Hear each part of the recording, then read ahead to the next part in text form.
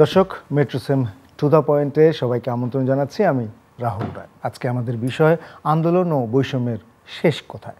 নিশ্চয়ই বুঝতে পেরেছেন যে বৈষম্য বিরোধী যে আন্দোলন হয়েছিল এবং তারপরে কিন্তু গত সরকারের পতন হয়েছে।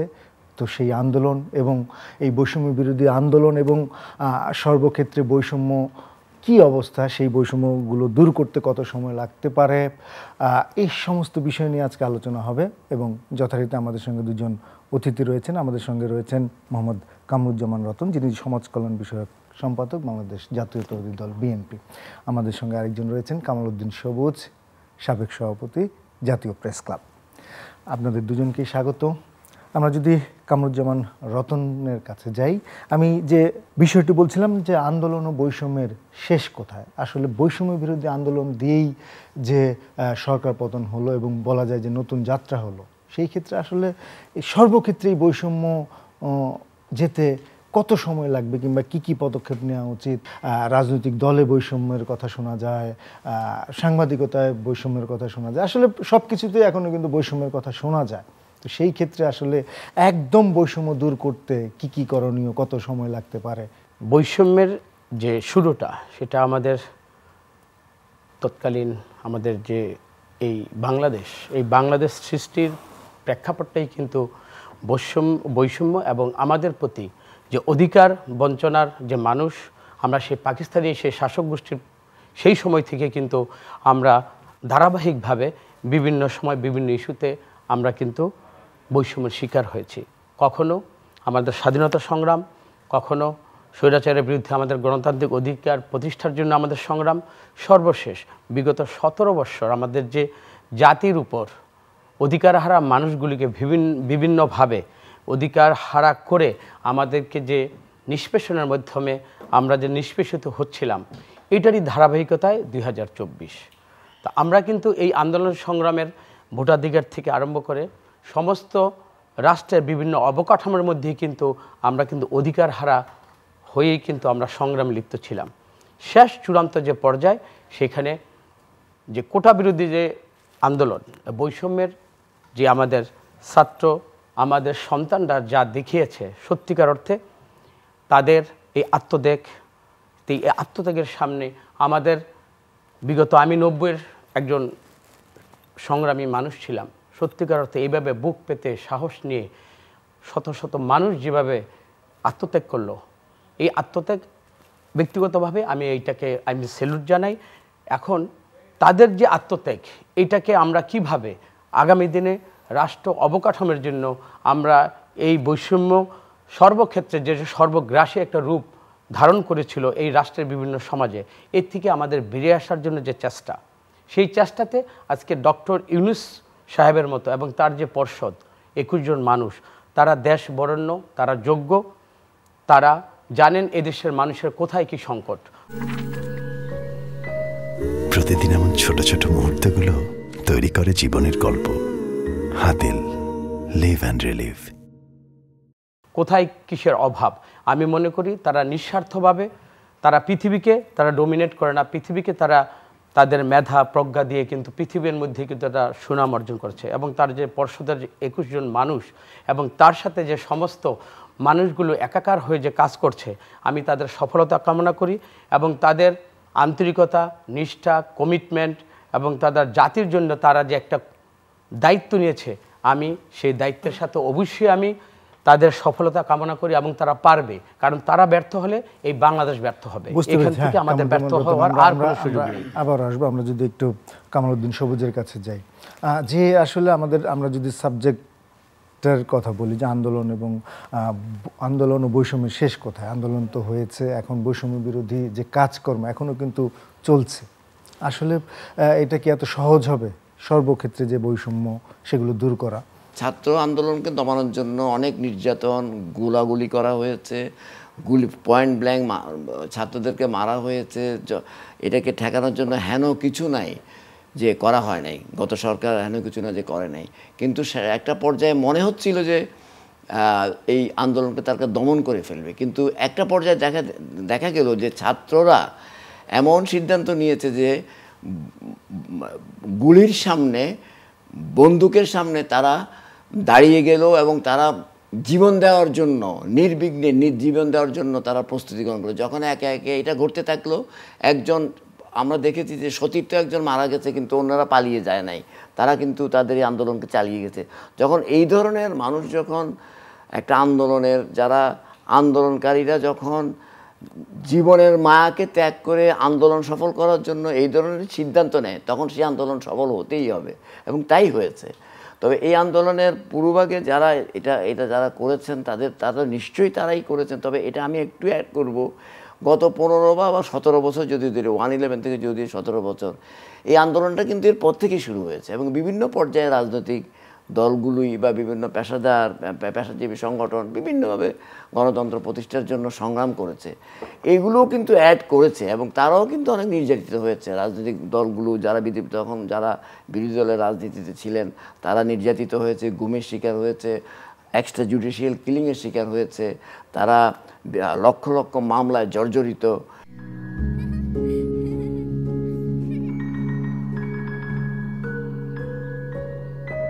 প্রতিদিন এমন ছোট ছোট মুহূর্তগুলো তৈরি করে জীবনের গল্প।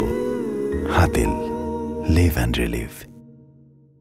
এখানে একজন রাজনীতিবিদ আছেন, উনি হয়তো নিজেও এটার মানে ভুক্তভোগী, এরকম অনেকেই আছেন। তো এগুলোও কন্ট্রিবিউট করেছে। এর বাইরেও আমি মনে করি অনেক স্টেক হোল্ডার আছে যারা সোশ্যাল মিডিয়াতে দেশে বিদেশ থেকে ক্যাম্পেইন করেছে বাংলাদেশের এই গত সরকারের এইসব মানে কি বলে অত্যাচার, নিপীড়ন এবং ইরেগুলারিটির বিরুদ্ধে। সবাই কন্ট্রিবিউট করেছে। আমার কথাটা হচ্ছে, এই ধরনের একটা আন্দোলন যখন হয়, এটা একটা ভিন্নধর্মী একটা আন্দোলন।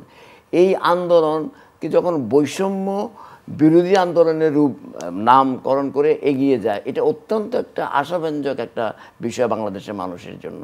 এই জন্য যে বাংলাদেশের আমরা কিন্তু আসলে 71-এর আগেও যখন পাকিস্তানি শাসনে 23 বছর ছিলাম, তখনও কিন্তু আমরা এই বঞ্চনা এবং শোষণের শিকার ছিলাম, কিন্তু নানাভাবে।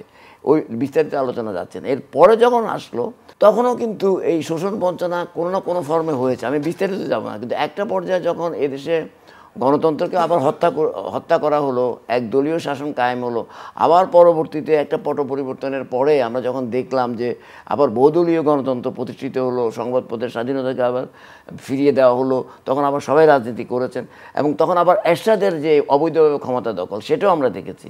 এরপরে আমি যেটা বলতে চাই, 90-এর গণ আন্দোলনের পরে যেই সুযোগটা বাংলাদেশের মানুষ আবার পেয়েছিল, যেখানে একজন 90-এর গণ আন্দোলনের একজন সিফাহ সালাহ এখানে উপস্থিত আছেন, আমরাও তখন আমরা কাভার করেছি সেই আন্দোলন থেকে যে নির্বাচনগুলি হচ্ছিল, 4টা নির্বাচন হয়েছে, কিন্তু কম বেশি কিন্তু মোটামুটি মানুষ মেনে নিয়েছিল।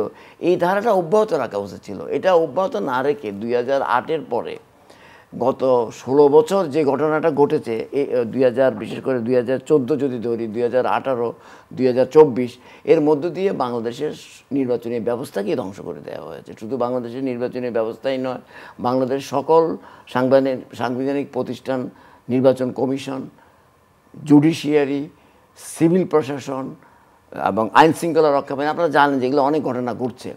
আমি যেটা বলতে চাই, এই যে অবস্থা, প্রথমে এগুলো ঠিক করা দরকার। এই যে জঞ্জাল, এটা মুক্ত করতে হবে। এবং এখন যে ডক্টর ইউনূসের নেতৃত্বে যে অন্তর্বর্তীকালীন সরকার এসেছে, তারা আমি জানি না তারা কতদিন থাকবে বা কতদিন তারা এটাকে ঠিক করতে পারবে। বৈষম্য, আপনি যে প্রশ্ন করেছেন, বৈষম্য শেষ হওয়ার এটা কিন্তু কোনো টাইম ফ্রেম নাই।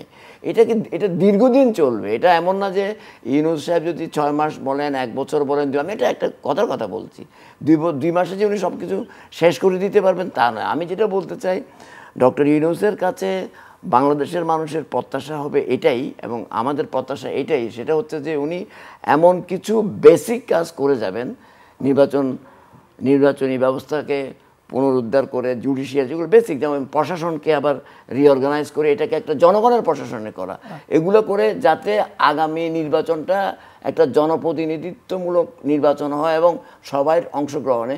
তাহলে এই নির্বাচনটা নিয়ে আসলে আমি যদি কামরুজ্জামান রতনের কাছে যাই, যে যেটি বলছিলেন যে নির্বাচন আসলে এরই মধ্যে কিন্তু আপনাদের দল থেকেও বলা হয়েছে যে একটি রোডম্যাপ দেওয়ার জন্য, যে রোডম্যাপে আসলে কি করবে, কি সংস্কার হতে পারে, এরপর যত দ্রুত একটি নির্বাচন দেওয়া যায়।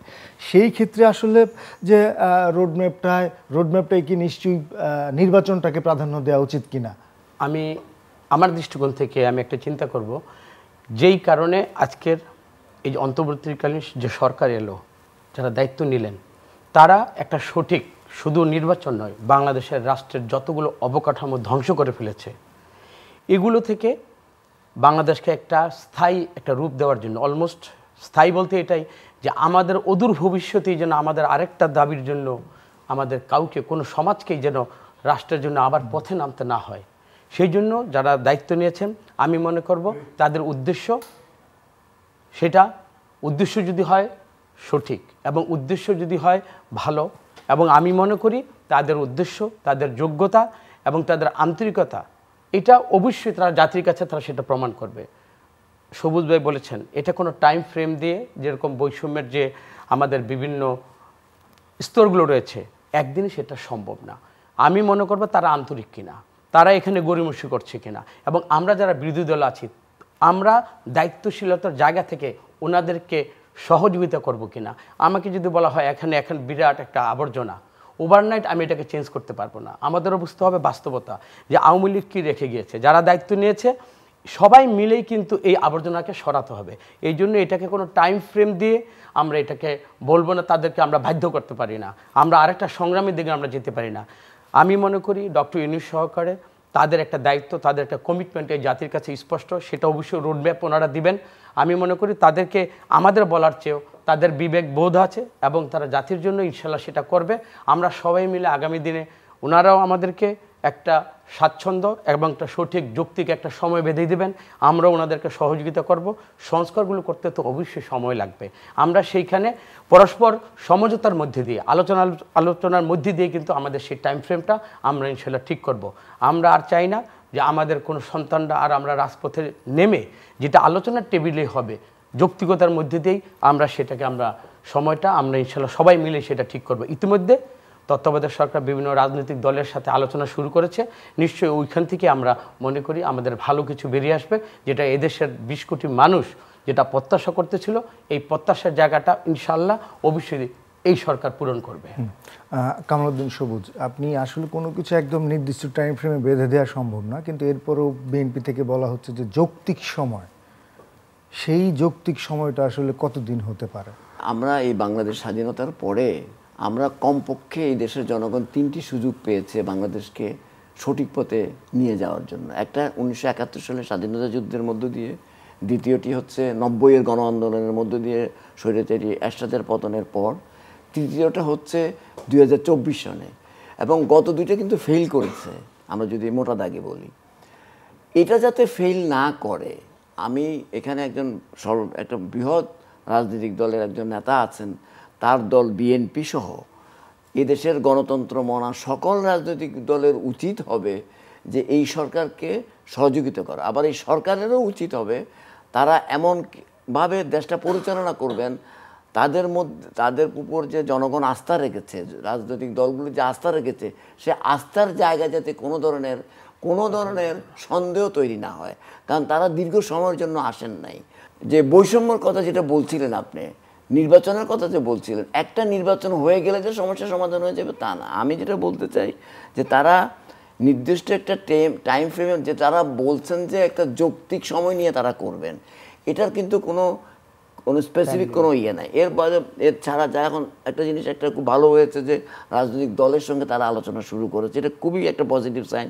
এতে হবে কি, রাজনৈতিক দলের সঙ্গে ইন্টারাকশন করলে তাদের মতামতগুলি জানলো, জেনে তারা জিনিসটাকে আলোচনা করে একটা কীভাবে রাজনৈতিক দল, বাংলাদেশের মানুষ, ছাত্র, সবাই স্টেক হোল্ডার, আমাদের গণমাধ্যম, সব স্টেক হোল্ডারদেরকে কীভাবে অ্যাকোমোডেট করে আমরা সবাই যাতে যে বাংলাদেশকে যে নতুনভাবে আমরা পেয়েছি এবং একটা নতুন যে একটা যাত্রা শুরু হয়েছে, এই যাত্রা যাতে আমাদের সুন্দর এবং সঠিক এবং সত্যিকারের যে বাংলাদেশ এদেশের মানুষ চায়, সেই বাংলাদেশ যাতে আমরা পাই, সেটা করতে এত সহজ ব্যাপার নয়।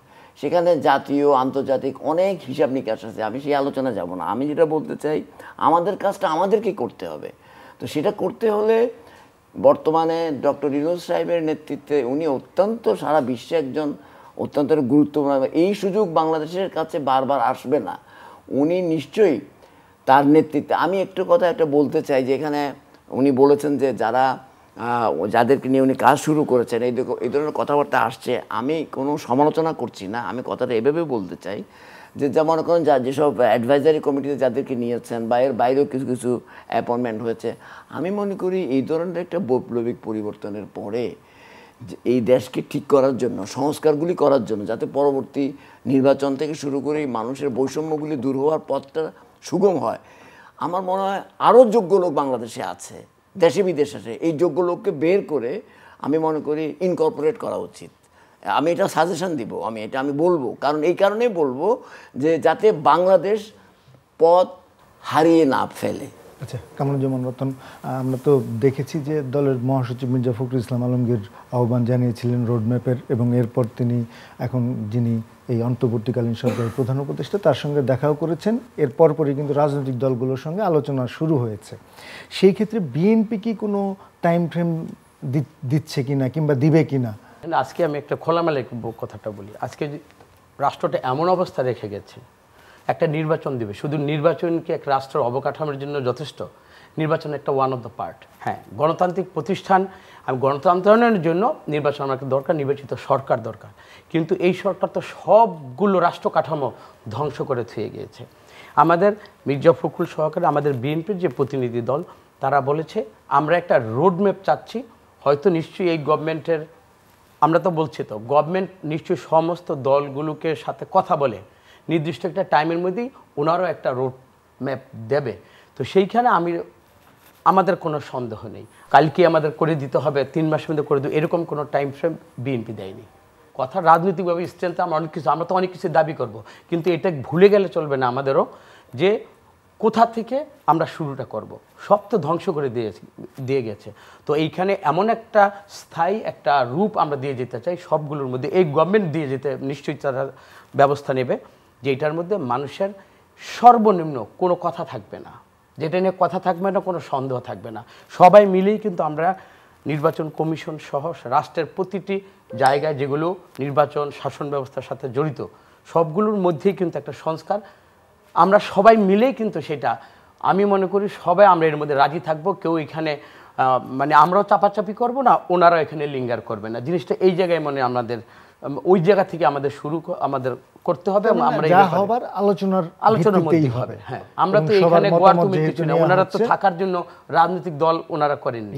আর আমরা তো জানাতে হবে আজকে যদি আমাদেরকে দায়িত্ব দেওয়া হয়, আমরা একটা সুষ্ঠু সবাইকে নিয়ে একটা সুন্দর নির্বাচন আমরা করতে পারবো, সেটা আমাদের তো ভাবা উচিত। সুতরাং এইখানে আমি মনে করি বিএনপির তরফ থেকে ওই ধরনের কোনো চাপ বা ওই ধরনের কোনো আমরা দাবি আদায় রাজপথে নামতে হবে এরকম কোনো পরিবেশ এখনো বিএনপি চিন্তা করে পরিবেশ না। কামালউদ্দিন সবুজ, আমরা একদম শেষ দিকে যেই প্রশ্নটি, এই অন্তর্বর্তীকালীন সরকার নিশ্চয়ই তাদের উপরও আসলে চাপ আছে, হুট করে এত সংস্কার, নানান জায়গায় সংস্কার করাটা এত সহজ না, তাদের নিশ্চয়ই তাদের সময় দরকার। আবার এমনও তো হতে পারে যে তারা মূল জায়গাগুলো সংস্কার করে পরবর্তী একটি নির্বাচিত সরকার বাকি কিছু সংস্কার করলো, এরকমও তো কিছু হতে পারে। হ্যাঁ, বিষয়টা তো আসলে তাই। আমি এটা একটু হালকা বলেছি, সেটা হচ্ছে যে এই সরকার বেসিক যেই কাজগুলি, যেটাকে একদম এসেনশিয়াল, মানে প্রায়োরিটাইজ করতে হবে, মানে এখন এই মুহূর্তে কি কি করা উচিত। আমি বলছি যে নির্বাচন কমিশন বলেন, আমাদের সশস্ত্র বাহিনী বলেন, আমাদের আইন শৃঙ্খলা রক্ষা বাহিনী বলেন, প্রশাসন বলেন, বা গণমাধ্যম বলেন, এরকম জুডিশিয়ারি বলেন, এরকম অনেকগুলি প্রতিষ্ঠান এবং সাংবিধানিক প্রতিষ্ঠান এবং গণতান্ত্রিক প্রতিষ্ঠান, এগুলোকে মোটামুটি ঠিক করে দিতে হবে। এবং আরেকটা কথা আমি বলি, এই প্রতিষ্ঠানগুলোতে মনে করেন গত সরকারের প্রধানমন্ত্রী হয়তো চলে গেছেন, কিন্তু উনার লোকজন যারা গত 15-16 বছরে নানাভাবে বেনিফিশিয়ারি, আপনি জানেন যে বাংলাদেশের একটা জনগণের সম্পদ লুণ্ঠিত হয়েছে। এখানে কেউ বলে 14 লক্ষ কোটি, কেউ বলে 16 লক্ষ কোটি, আসলে কত লক্ষ কোটি টাকা পাচার হয়েছে কেউ জানে না, আরও বেশি হতে পারে। এটা তো হতে পারে না, ব্যাংকিং সেক্টর সম্পূর্ণ ধ্বংস হয়ে গেছে, আপনারা সবাই জানেন, এটা বলতেই হবে। কাজে এগুলোকে বিচার করতে হবে, এগুলোকে ঠিক করতে হবে, এগুলোকে ঠিক করে আপনি এমনভাবে করে দিবেন, এই সরকার ওনারা পারবেন, ডক্টর ইউনূসের নেতৃত্বে পারবেন, যাতে করে পরবর্তীতে যে নির্বাচনটা হবে, সেই নির্বাচন যেমন গত 15 বছর 16 বছরে 17 বছর কেউ ভোটে দিতে পারে নাই, যাতে মানুষ মনে করে যে আমাদের ভোটেই নির্বাচিত হবে, তাহলে রাজনৈতিক দলগুলিও সোজা থাকবে, Right. তারা আমাদের কথা হচ্ছে হলে এই বাংলাদেশে 2024-এ যে সুযোগ তৈরি হয়েছে নতুন করে যাতে আর ফেসিজমের জন্ম না হয়, যাতে বাংলাদেশ এখানে দল থাকবে, মত থাকবে, তর্ক থাকবে, বিতর্ক থাকবে, কোনো অসুবিধা নাই, কিন্তু একটা সত্যিকারের গণতান্ত্রিক রাষ্ট্র হিসাবে যেটাকে আমরা মনে করি আধুনিক রাষ্ট্র হিসাবে সেই পথ চলার ভিত্তিটা এই সরকার করে দিয়ে যাবে, যাতে পরবর্তী সরকার আসলে তারা তাদের নিজেদের মধ্যে যারা এখন পাওয়ার কন্টেন্ডার তাদেরকেও অনুরোধ করব, তাদেরও মনে হয় পার্টির মধ্যে বিভিন্ন সংস্কার করার দরকার আছে বলে আমি মনে করি। বিভিন্নভাবে তাদের লিডারশিপের ব্যাপার আছে, তাদের করলে তারা ডক্টর ইউনূসের রেখে যাওয়া যে সংস্কারগুলি করে যাবেন এর পরবর্তী পর্যায়ে ওই তাতে ধারাবাহিকভাবে তারা যাতে এটাকে এগিয়ে নিয়ে যেতে পারেন।